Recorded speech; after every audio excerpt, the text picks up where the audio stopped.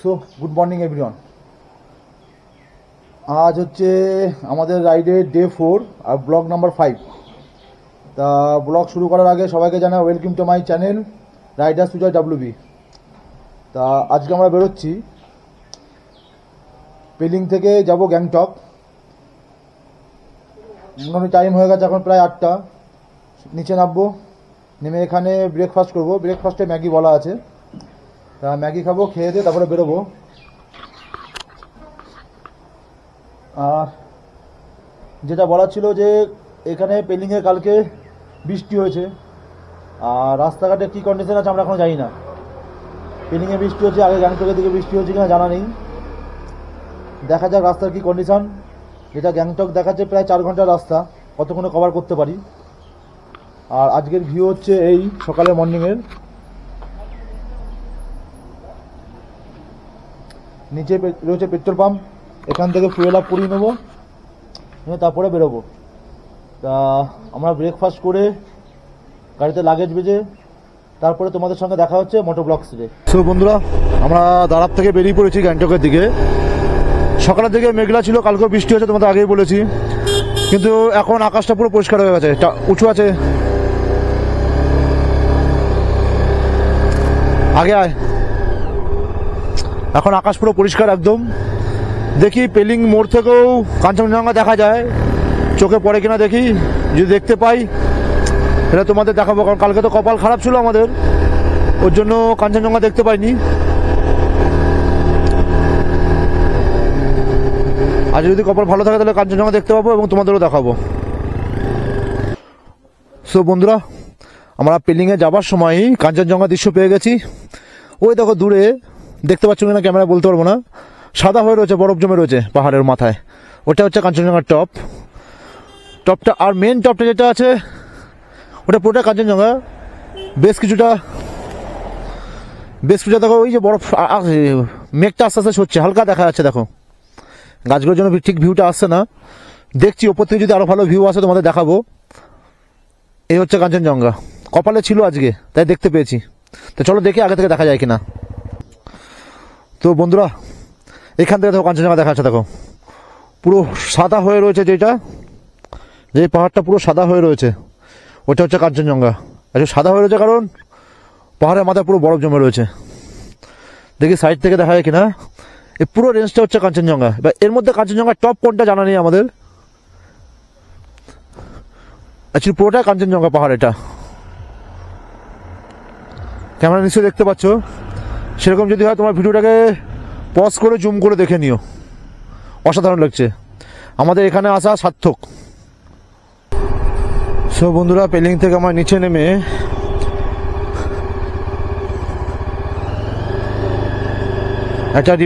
একটা river cross করলাম। Cross করার পর একটু দাঁড়াবো এখানে, কেননা যেহেতু নিচে নামতে গিয়ে ডিসটা প্রচুর ব্যবহার হয়েছে ব্রেক, তাই ব্রেকটা একটু ঠান্ডা হোক।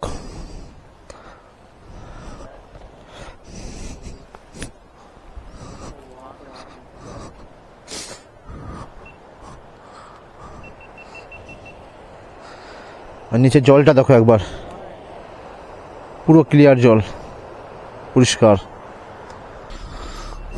সো বন্ধুরা, আমরা ওই রঙ্গিত রিভারের কাছে এসে একটু রেস্ট নিলাম। গাড়িটাকে আমরা রেস্ট নেওয়া প্লাস গাড়িটাকে রেস্ট দিলাম,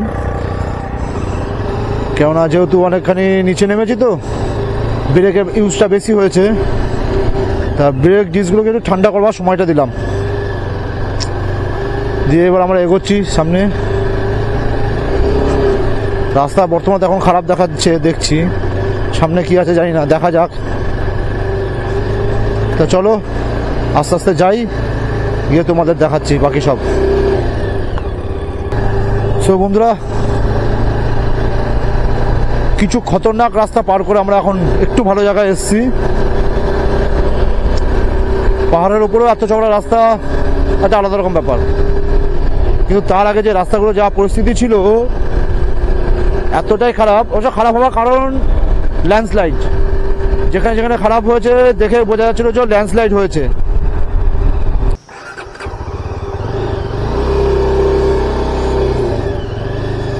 সো বন্ধুরা রাস্তার কন্ডিশন দেখো, এটা তো কোনো ব্যাপার না, এটা তবু ঠিকঠাক আছে।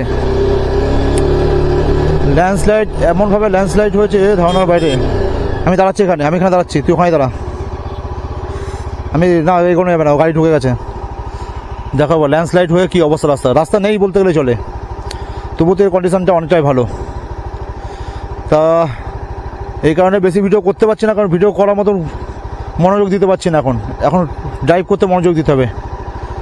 তো রাখছি, পরে জায়গা মতন দেখে তোমাদের জানাবো।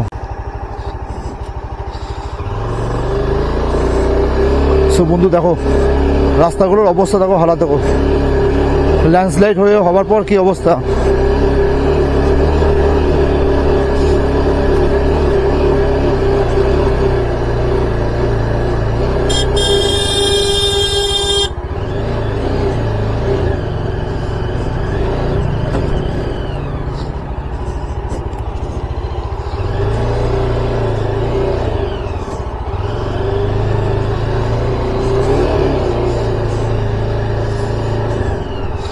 এই রাস্তাটা ছিল অনেকটাই চওড়া ছিল, এটা হচ্ছে ন্যাশনাল হাইওয়ে 510, কিন্তু সেই রাস্তার অবস্থা দেখো কি অবস্থা। সো ফ্রেন্ড বন্ধুরা দেখো এবার ভিউটা। আমরা মনে হয় পাহাড় থেকে অনেকটাই উঁচুতে রয়েছি, আর অনেক ধকল পার করে এত দূর পর্যন্ত এসেছি। এখনো 66 কিলোমিটার রাস্তা বাকি আছে, টাইম দেখাচ্ছে 2 ঘন্টা। রাস্তা এখন একটু ভালো আছে, দেখা যাক সামনে কতদূর ভালো থাকবে। যেতে লাগি, একটু ভয় লাগছে, কেননা দূরে পাহাড়ে কালো মেঘ জমে রয়েছে, আর কালো মেঘ থাকা মানে একটা বৃষ্টির আভাস। তার চেষ্টা, আর পাহাড়ে বৃষ্টি মানে জানতে পারছো, আর আগেও দেখালাম কীভাবে ল্যান্ডস্লাইডটা হয়। তা যাই, আগে যাই, যেতে থাকি, কপালে যা আছে তাই হবে। ভগবান সাহা করে, ভালোর জন্যই করে, তো ভগবানও আমাদেরকে ভালোর জন্যই করবে। তা এখন যেহেতু রাস্তা ভালো আছে, যতটুকু পারি একটু টেনে নিয়ে চলে যাই। তো আমরা এখন পৌঁছে গেছি রাবাংলা। অনেকে গ্যাংটক আসার সময় রাবাংলাতেও স্টে করে, কিন্তু আমরা রাবাংলা স্টে করবো না, কারণ আমরা টাইম টু টাইম গ্যাংটক ঢুকে যাবো। তো এই দেখো রাবাংলা থেকে ভিউটা, আমাদের ডান দিকে মেঘটা কালো হয়ে রয়েছে, কিন্তু বাঁ দিকে পুরো পরিষ্কার। আর পাহাড়ের মধ্যে কীভাবে মেঘ জমে রয়েছে দেখো। আর আমাদের ডিস্টেন্স হচ্ছে ওই 65 কিলোমিটার অ্যাপ্রোচ, টাইমিং 2 ঘন্টা। তা চলো দেখা যাক কতক্ষণ লাগে, কোথায় পৌঁছায় না পৌঁছায়। আমরা পাহাড় ক্রস করি আগে, তারপর তোমাদের সাথে কথা বলবো।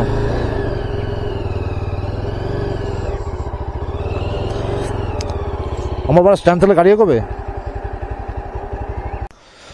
সো বন্ধুরা আমরা এখন ওপর থেকে নিচের দিকে নামছি। এই যে সামনে রাস্তা দেখতে পাচ্ছ, হয়তো ওই দূরে ব্রিজ দেখতে পাচ্ছ কিনা, আমরা তো ওই ব্রিজ পার করবো। আমরা এই পাহাড় থেকে হয়ে ওই পাহাড়ের দিকে যাব। এখন রাস্তাটা একলাস আছে, সুন্দর আছে, জানি না সামনে কি হবে। আর 58 কিলোমিটার ডিস্টেন্স আছে, যেটা টাইম দেখাচ্ছে 1 ঘন্টা 46 মিনিট। এটা রাস্তা খারাপের জন্য দেখাচ্ছে না ট্রাফিকের জন্য দেখাচ্ছে সঠিক বলতে পারবো না, কারণ গ্যাংটক ঢুকে গেলে ওখানে তো এমনি ট্রাফিক পাবোই। গ্যাংটকের অন্তত 10 কিলোমিটার আগে, হয়তো ওখানে হয়তো 1 ঘন্টা লেগে যেতে পারে। এবার দেখা যাক রাস্তা যায়।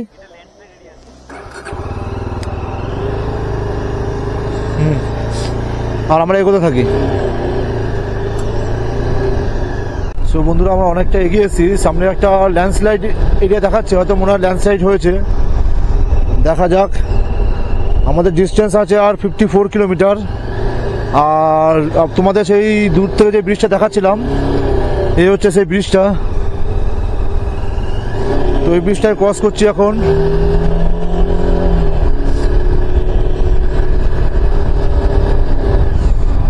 শুধু একটা জিনিস বলতে হবে, কিছুটা রাস্তা আমাদের প্রায় 10-15-20 কিলোমিটার রাস্তা খারাপ ছিল। খারাপ বলতে খুবই খারাপ ছিল, যেহেতু ল্যান্ডস্লাইড হয়েছে। কিন্তু তারপর থেকে রাস্তা একদম এক ক্লাস। আর ওখানে লেখা রয়েছে গ্যাংটক আর 52 কিলোমিটার।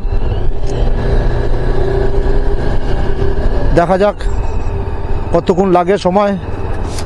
হ্যাঁ এটা বলতে পারি, এখন বর্তমানে রাস্তাটা ওকে আছে, একদম সুন্দর আছে, সুন্দরভাবে যাচ্ছি। আর এই দেখো ল্যান্ডস্লাইড হয়েছে কীভাবে, দেখো এত ভালো রাস্তা এখন শুরু হয়ে গেল কি করে, খারাপ হলো কি করে, কারণ একটাই ল্যান্ডস্লাইড। আর ঝর্ণা দেখো,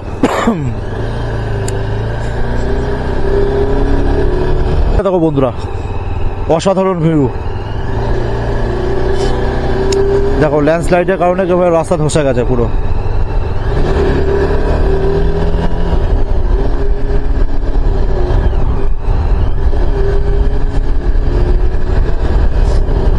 এই দেখো ল্যান্ডস্লাইড, কি হারে ল্যান্ডস্লাইড হয়েছে একবার দেখে নাও। এত চড়া রাস্তা কন্টিনিউ হয়ে এসে দাঁড়িয়েছে।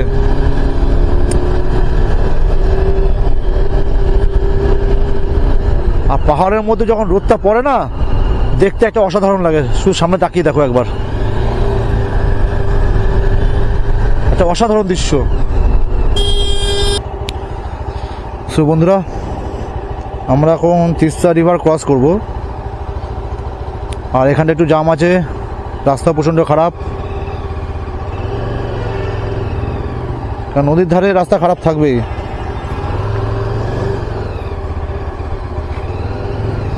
তো ডান দিক দিয়ে বেরিয়ে যেতে পারবো আস্তে আস্তে আস্তে আস্তে।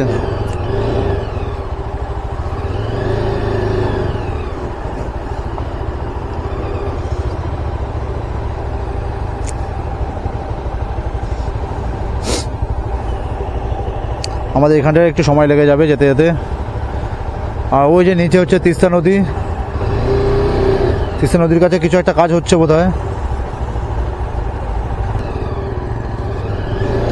তো আমরা চলে এসেছি এখন তিস্তা রিভার। আচ্ছা, টেম্পোরারি তিস্তা রিভার জন্য টেম্পোরারি ব্রিজ তৈরি করা হয়েছে, কিন্তু না, আগের ব্রিজটা একদম ছিন্ন বিচ্ছিন্ন হয়ে গেছে, কিছু নেই।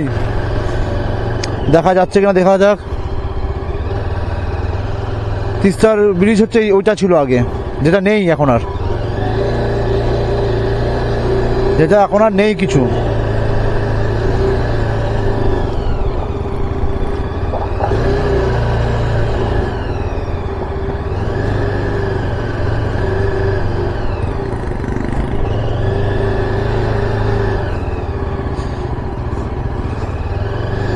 তো চলো দেখি আগে রাস্তাঘাট কেমন আছে না আছে।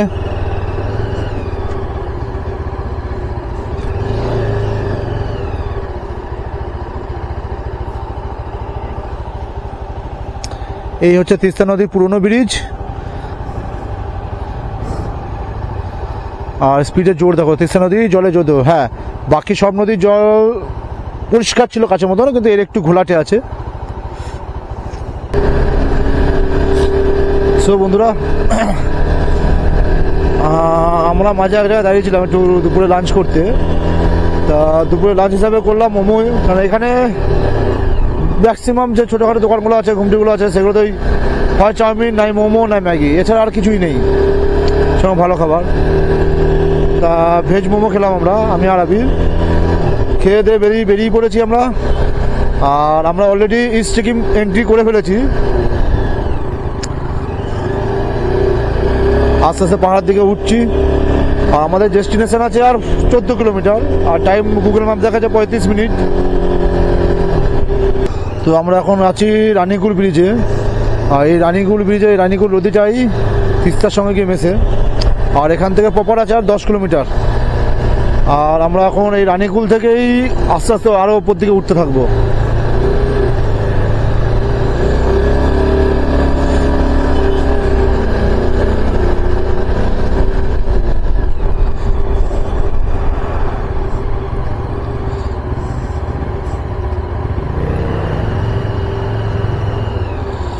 এই হচ্ছে মনে হচ্ছে রানীকুল শহর। এখানটা বোধহয় একটু ট্রাফিক পেতে পারি শহরের মধ্যে। দেখা যাক কতটুকু কি জাম আছে না আছে, কি আছে। যা আছে তোমাদের সামনে, তোমার চোখের সামনে দেখতে পাচ্ছ।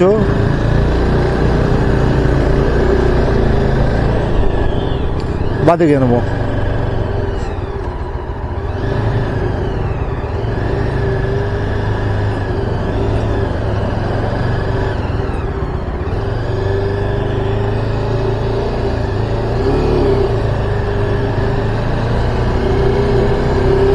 তো এই যে বোর্ড লেখাই রয়েছে ওয়েলকাম টু গ্যাংটক, মানে আমরা গ্যাংটক ক্রস ঢুকে ফেলেছি। আর 10 কিলোমিটার है গ্যাংটক, আর 10 কিলোমিটার মাত্র। তো চলো যাওয়া যাক। তো বন্ধুরা ফাইনালি আমাদের হোটেলে এসে উপস্থিত হয়েছি।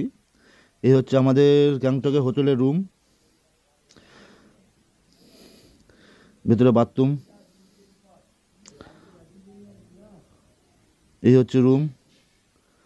মোটামুটি আমরা টাইম মতন চলে এসেছি। হোটেলটা মোটামুটি ভালোই সুন্দর। তো আজকের জন্য ভিডিও এই পর্যন্তই। তা তোমাদের সাথে দেখা হবে পরের ভিডিওতে। ততক্ষণের জন্য বাই। তোমরা চ্যানেলটাকে অনুগ্রহ করে সাবস্ক্রাইব করে দিও, লাইক করো এবং কমেন্ট করো। কিছু জানবার থাকলে তোমাদের নিশ্চয়ই জানাবো। তো আজকের জন্য বাই।